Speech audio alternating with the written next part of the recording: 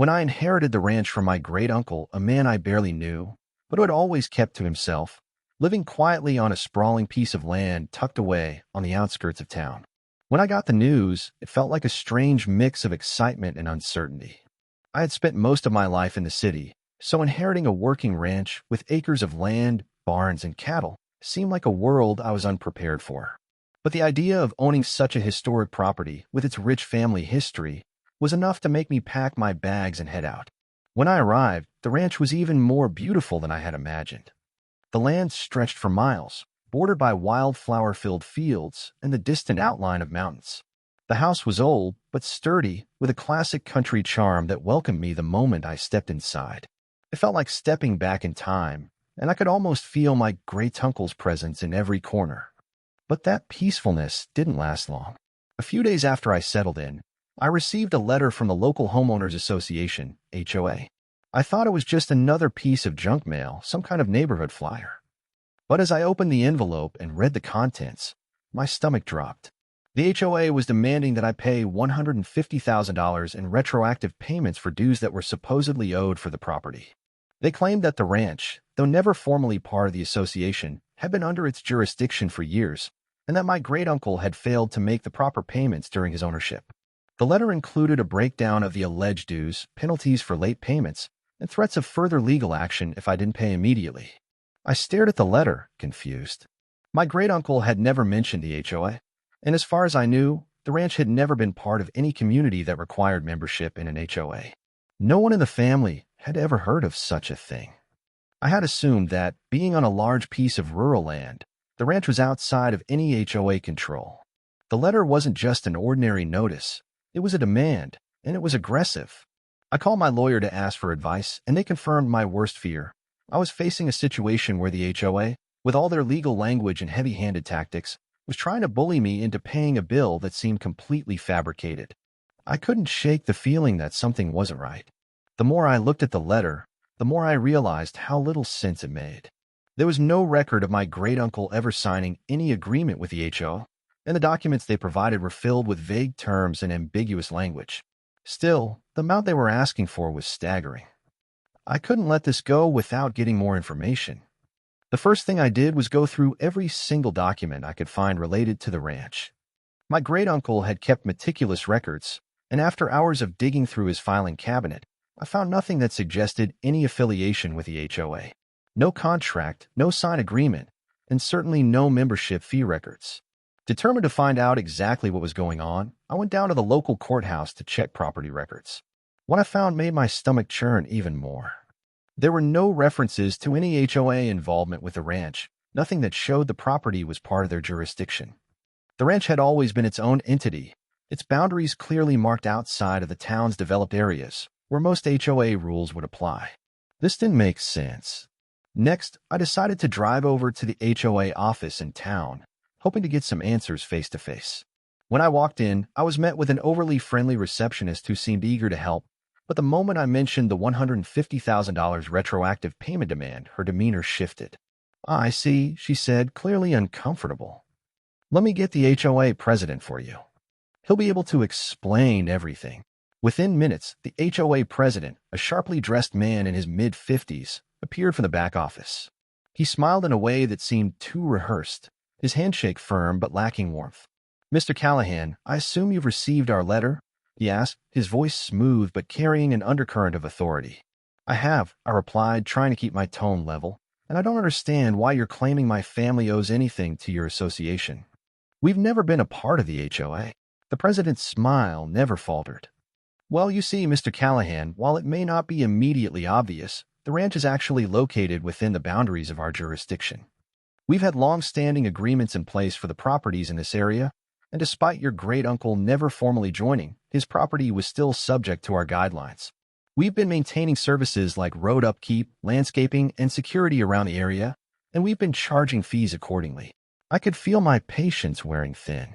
"So you're telling me that my great-uncle, who has lived here for decades, was never informed of these long-standing agreements, and yet, now you expect me to pay for years of services I wasn't even aware of?" The president's smile wavered for just a second, but he quickly regained his composure. "Yes, Mr. Callahan. We understand this might come as a surprise, but we've been extending this agreement informally for years. Your family has benefited from the HOA's services, and we believe this retroactive payment is fair.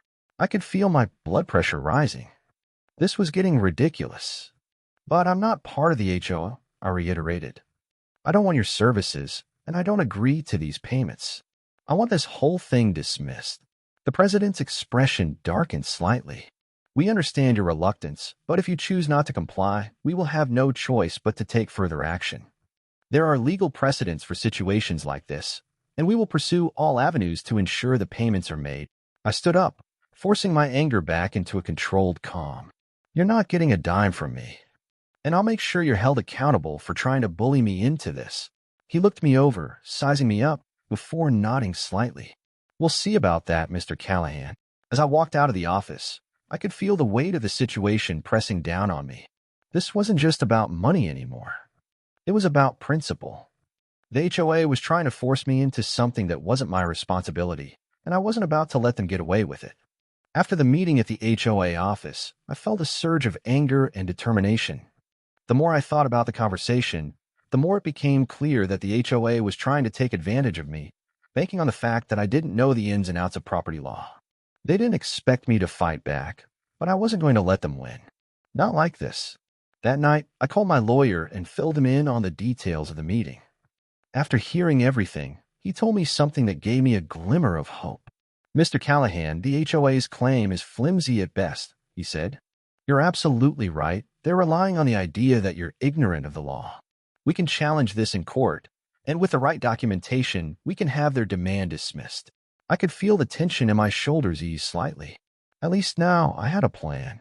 My lawyer explained that he would begin gathering evidence to prove that my great-uncle had never been part of the HOA, and that the HOA had no legal basis for demanding retroactive payments. First thing tomorrow, I'll be sending a formal request for all records of HOA dues and correspondence regarding the property, he said. We'll get a clear picture of how they've been operating and whether they've even followed their own rules. The next morning, my lawyer started the paperwork, but it wasn't long before the HOA made their next move. A few days later, I received another letter. This time, it was more threatening. It was a formal notice of intent to file a lien on the ranch if the $150,000 wasn't paid within the next 30 days. I read the letter twice, disbelief turning to anger. They weren't going to get away with this. A lien on the property? I wasn't going to let them steal the land from under me, not without a fight. I knew I needed more than just legal advice at this point. I needed to hit back in a way that would shake the HOA to its core. That's when I decided to go public. If they wanted to make this ugly, then I would make sure everyone knew what they were doing. I contacted a local reporter who had covered HOA issues in the past. Her name was Sarah, and she had a reputation for exposing corruption and holding powerful people accountable. When I explained the situation, she was immediately interested. This is a classic case of an HOA trying to take advantage of an unsuspecting property owner, Sarah said. We've covered similar stories before, but I think this one's different. You're not just a homeowner, they're coming after a ranch, and that's something people will relate to. Let's get this out there. Over the next week, Sarah and I worked together to craft the story. We collected the letters, my lawyer's statements, and all the documents that showed the HOA's demands were not just unreasonable, they were illegal. We also spoke to a few neighbors who had witnessed the HOA's increasingly aggressive tactics and had seen how they had bullied previous homeowners into paying outrageous fines. When the article hit the local paper, it was like a bombshell. The headline read, HOA tries to steal ranch through retroactive fees. Local inheritance becomes a battleground. It detailed how the HOA was demanding an outrageous sum from a family that had no obligation to pay, highlighting their shady tactics and the potential harm to the ranching community. The story went viral in the town. The local community, many of whom had been silently dealing with their own HOA issues, began to rally around me. I was no longer alone in this fight. It wasn't just my problem anymore. It was everyone's problem. People who had been too intimidated to speak up started sharing their own stories of HOA harassment. The HOA, clearly taken aback by the media attention, tried to respond by sending a more conciliatory letter. They offered a payment plan, and for a brief moment, it looked like they were trying to backpedal. But it was too late. The damage had been done. The public outcry was too much for them to handle. The town council even reached out to me, expressing concern over the HOA's behavior. It seemed that the HOA's attempts to bully me had inadvertently opened up a much larger conversation about their practices, and now they were in damage control mode. But I wasn't satisfied with just the apology. This wasn't going away until the HOA was held accountable for what they'd tried to do. The media coverage had caused an unexpected ripple effect. Neighbors who had been silently enduring the HOA's control now felt empowered to take action. I started receiving calls and messages from other homeowners in the area who had long been fed up with the HOA's practices but were too afraid to speak out. Now, thanks to the media coverage and the growing public backlash, they were ready to stand with me. A few days after the article went viral, I arranged a meeting with some of these homeowners at a local cafe. As we gathered around the table, I could feel the energy shift. There was a shared sense of solidarity, a collective realization that they weren't alone, and that the HOA could be challenged. It wasn't just about one ranch or one property anymore. This was about all of us reclaiming our rights and standing up to the bullies who had been running the neighborhood for far too long. Jim, a rancher who lived down the road, spoke up first. I've been fighting with them for years over ridiculous fines for the way I mow my lawn. I've been too scared to speak out, but seeing you take a stand has given me the courage to finally say something. I don't want to live in fear anymore. Brenda, a retired teacher who lived 2 houses over, chimed in next. They tried to fine me for a tree that was too close to the sidewalk, a tree that had been there for decades. They've been taking advantage of people like us, and it's time we put a stop to it. The more people spoke, the more I realized how deep the HOA's influence had stretched and how much damage they had done over the years. This wasn't just about the $150,000 they were demanding from me. It was about all the people they had intimidated, all the unfair fines, all the violations they had enforced for no reason other than to line their own pockets. That's when I made a decision. We weren't going to just fight this in court. I was going to make sure the whole town knew what was happening. We had the power of the people on our side, and I wasn't going to let the HOA get away with their illegal tactics anymore. We organized a town hall meeting, inviting everyone in the neighborhood to come and speak out against the HOA's practices. It was a bold move, but it was necessary. I called my lawyer to help with the logistics, and we sent out invitations to everyone who had been affected by the HOA. The word spread fast, and soon it wasn't just the ranchers and homeowners who had been directly targeted. The entire community was behind us. The night of the town hall, the atmosphere was electric. The room was packed with people eager to voice their concerns. When it was my turn to speak, I stood up in front of the crowd and shared my story. The threats, the illegal demands, the attempts to bully me into submission. I spoke about how the HOA had tried to steal my ranch and how they had tried to intimidate me into paying a fee that wasn't even justified. As I spoke, I could see the crowd nodding in agreement, their frustration with the HOA mirroring mine.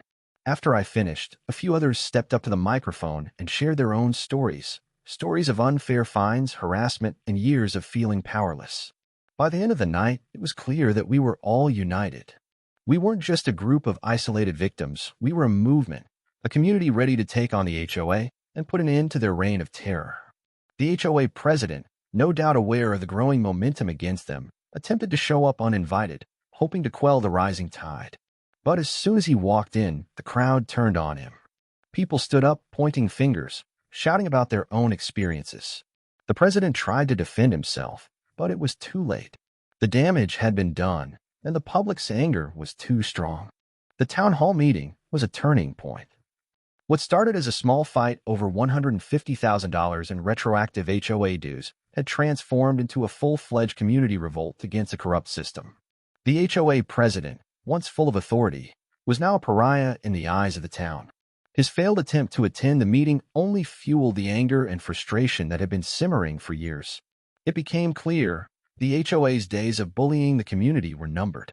The next day, I received another call from my lawyer. "We're ready to take the next step," he said. "I've spoken to the judge, and we've secured a court date for the lawsuit. This is it. It's time to hold them accountable." The court date was set for 2 weeks later. As the days went by, I noticed a change in the atmosphere around town. People who had been too afraid to speak out were now showing support, some even volunteering to testify against the HOA. I knew this was more than just a case about money. It was about justice and standing up to an organization that had been exploiting residents for far too long. In the meantime, I worked with my lawyer to prepare. We gathered all the evidence we could find, the emails, letters, and official records from the HOA, showing their attempts to extort money.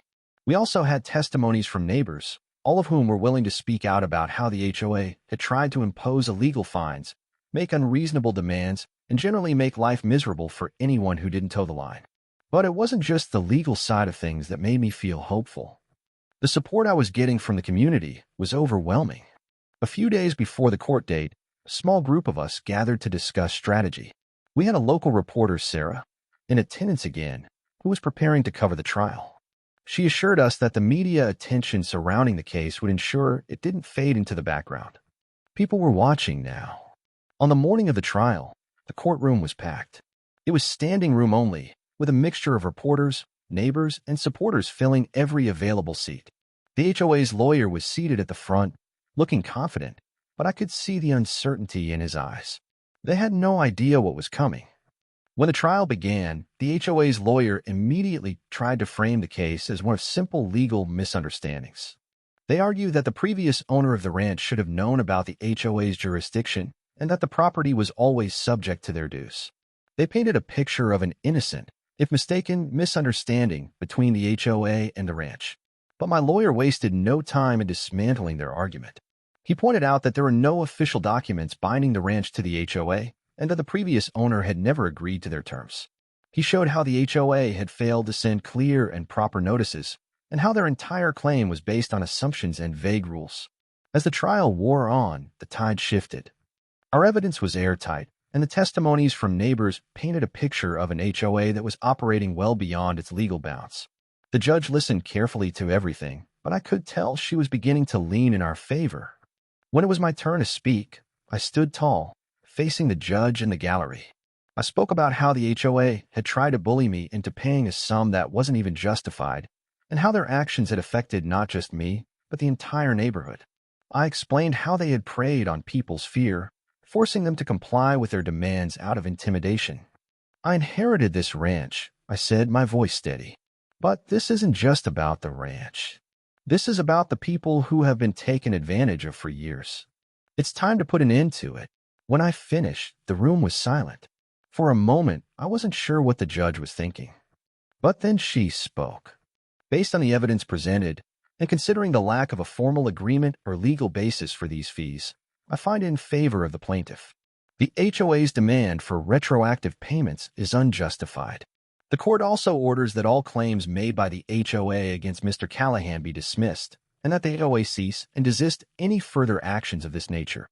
The room erupted into applause. I looked around at my neighbors, many of whom were wiping away tears. It felt like a collective weight had been lifted off everyone's shoulders. The court had sided with us, and the HOA's abusive tactics had been officially rejected. But even as I felt the relief wash over me, I knew this wasn't the end. The HOA president would not take this defeat lightly, and I had no doubt they would try something else. But for now, we had won. The ranch was safe, and more importantly, the community had shown that it would not be intimidated any longer. As the judge's ruling echoed in the courtroom, I couldn't help but feel a mix of pride and exhaustion. This had been a long, hard-fought battle, and for the first time in a while, I felt like I could breathe again. The immediate weight of the $150,000 threat was gone, and I had won a victory for not just my ranch, but for the community that had been living in fear for so long. But the relief didn't last long. The HOA, though defeated in court, wasn't done fighting. Their public response to the ruling was swift and vindictive. A few days after the trial, I received another letter, this time from the HOA's lawyer, not demanding money, but threatening a countersuit. They claimed that the ruling was unfair, and that the judge had misunderstood the situation. They insisted they were considering an appeal. I knew right away what was going on. They weren't going to let me off the hook that easily.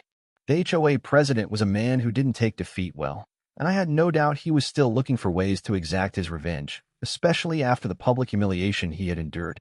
This wasn't just about money anymore. It was about pride. I called my lawyer and told him about the new threat. They're not backing down, I said. They want to drag this out. They can't stand to lose. What's our next step? Let them try, my lawyer said. This is the classic case of a bully refusing to accept defeat. We'll continue to fight them in court if necessary, but right now, I think we need to shift the focus. If the HOA wants to keep this fight going, we're going to make them look even worse. The next day, we set our sights on the HOA's financial dealings. My lawyer, with the help of a few investigators, began digging into the HOA's financial records. We wanted to know where the money they'd been collecting had gone, especially in light of their corrupt practices. We also wanted to make sure the public knew just how much money the HOA had been mismanaging over the years. Soon, we uncovered a pattern of irregularities. Funds that were supposed to go toward community improvements were mysteriously unaccounted for. We found records showing how some of the dues were funneled into personal accounts linked to the HOA president and other board members. It wasn't just a case of bullying homeowners, it was a money-making scheme, a racket that had been running right under everyone's noses. Armed with this new information, I reached out to Sarah, the reporter who had helped me expose the HOA in the first place. She was thrilled to hear what we had uncovered. "This is it," she said when I explained what we'd found. "If we can get this information out to the public, the HOA is finished. No one will believe they have any legitimacy left. This is the smoking gun we've been waiting for." We worked quickly. The next week, Sarah published an expose that detailed the HOA's financial mismanagement and possible corruption. The article was explosive, covering everything from the unaccounted funds to the personal gains of the board members. The public's outrage was immediate and intense. Residents who had been paying into the HOA for years were furious, realizing that they had been cheated out of their money. But this time, it wasn't just the local community who took notice. The state's Attorney General's office launched an investigation into the HOA's practices. People across the region began asking questions about other HOA abuses, and soon, our case became part of a much larger conversation about accountability, transparency, and the rights of homeowners. The HOA tried to fight back, of course, but the legal and public pressure was mounting. Board members started resigning one by one, and even the HOA president was forced to step down amid the investigation. The entire board was soon under scrutiny, and the state launched a full audit of their financial records. It wasn't just about the ranch anymore. What started as a personal fight for my property had turned into a full-blown movement, with the entire town rallying against a system that had been exploiting them for years. The HOA's power had crumbled, and the community had regained control over their own future. The final blow came when the court ruled in favor of a full refund for all the unfair dues collected by the HOA, as well as a legal agreement ensuring that no new retroactive fees could be levied in the future. The HOA was legally required to pay back residents, and their board was completely dissolved. The community was finally free. The victory felt sweet, but it wasn't without its challenges. Despite the court's ruling, the dissolution of the HOA's board, and the public outcry, there was still a sense of lingering unrest in the community. For years, the HOA had been a shadow looming over the residents, and though they had been defeated in court, the scars of their reign weren't so easily erased. In the weeks following the ruling, many homeowners who had been part of the HOA's control began to speak out about the emotional and financial toll the organization had taken on their lives. Some had been afraid to voice their concerns before, intimidated by the board's power and influence, but now with the truth out in the open, people were beginning to demand justice for the years they had been wronged. One evening, Jim, the rancher who had been one of my most vocal supporters, invited me over to his place for a drink. When I arrived, he was waiting with a bottle of whiskey and a worn-out legal pad. He looked like he had something on his mind. "You know, this whole thing has me thinking," he said as he poured 2 glasses. "The HOA's been terrorizing this town for years. But now that they're gone, I wonder if we can do something different. We need a community association, sure. But we need something that works for the people, not against them. Something that's transparent, that actually represents us." I took a sip of my drink, letting the idea sink in. "What are you thinking?" "I'm thinking we start over," Jim continued, his voice steady. "I'm thinking we create a new kind of association, one that's accountable to the people, one that listens to the homeowners, not the other way around. We've seen how the old destroyed lives. Now we can rebuild, and we can do it right." As Jim spoke, I could feel a spark of hope growing inside me. The fight had been exhausting, but this was something different. A chance to truly make a positive change in the community. It wasn't about a ranch or a property anymore. It was about the people and their right to live freely without the fear of arbitrary rules and fines. "I like the sound of that," I said, setting down my glass. "But we'll need a plan. We'll need to get the support of everyone who's been hurt by the HOA." Jim nodded, already pulling out his legal pad. That's the first step. Let's talk to the neighbors, get their opinions, see who's on board. If we can get enough people, we can take this to the town council and make it official. The idea of a new association, built from the ground up with the community's best interests at heart, began to take shape. Over the next few weeks, we spoke to dozens of people, from ranchers to retirees, farmers to young families. We heard stories of financial strain, stress, and fear, stories that hadn't been told for years. As we spoke to more people, the support for the idea of a new, fairer community association grew. Finally, we were ready. With the backing of a majority of the homeowners, we approached the town council with our proposal. We wanted to create a new kind of association, one that would focus on community needs, not profit. The plan was simple: transparency in decision-making, clear rules that were agreed upon by all, and most importantly, a commitment to keeping the people's interests at the forefront. The town council, impressed by the level of support and the clear plan we presented, approved the proposal. It was official. The old HOA was gone, and a new community association was born. One that was driven by fairness, communication, and mutual respect.